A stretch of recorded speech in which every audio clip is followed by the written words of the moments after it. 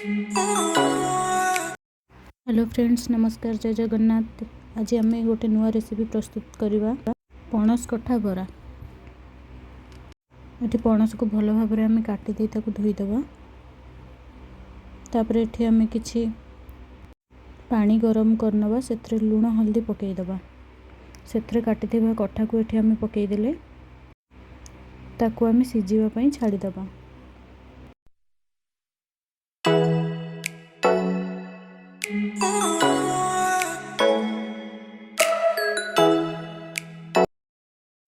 कठाटी सिझापी टे टाइम लगे। ता भर आम बरा प्रस्तुत करनवा गोटे मसला।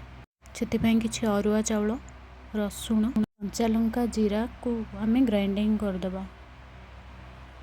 आप चाहिए ये अरुआ चाउल जगह बेसन भी नहीं पारे, किंतु जेहेतु अरुआ चाउलटा टेस्टी लगे से अरुआ चाउलटी मुझे ये देखो आमर पेस्ट रेडी हो जाइए। एबे या गोटे जगार काढ़ी नहीं जावा।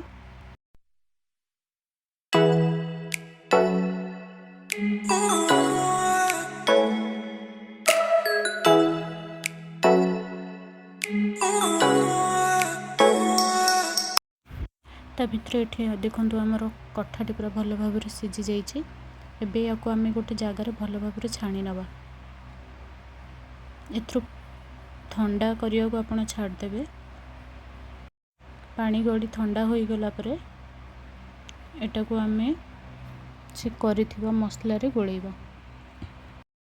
एबे आम कड़ाईटी को गरम करनवा, ताकू तातीबा पई छाड़दबा।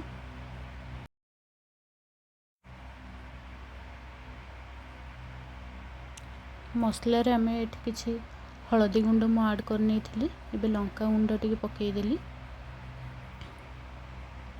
एठी हमर कड़ाईटी ताती जाइछि। एठी सोरिष तेल टिके पकई नवा। मसला रे एबे कठाटी को मु पकई देकी ताकू घांटी देली। तेल तो ताती जाइछि। एबे आमे कठाटी को पकईबा। ये टिके रेड रेड ही आसले आमे ताकू पुणी उल्टे दबा।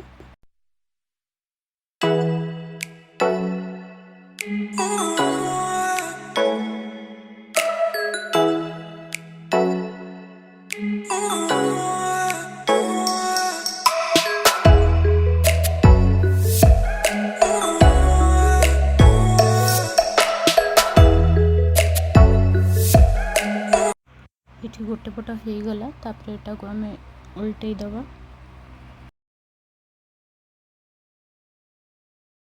जेहेतु एटा लगी जाइए या खड़िका मध्यम एटा को अलग अलग करनवा।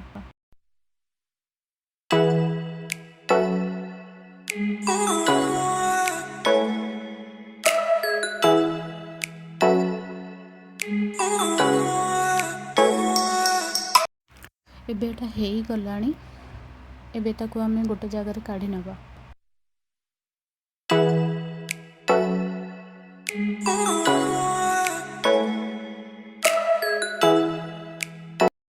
एबे प्रस्तुत हो गला पणस कठा बरा। जदि आपंको ये रेसिपीटी भल लगी ताहले लाइक, कमेंट, शेयर करने को भूलिए नहीं।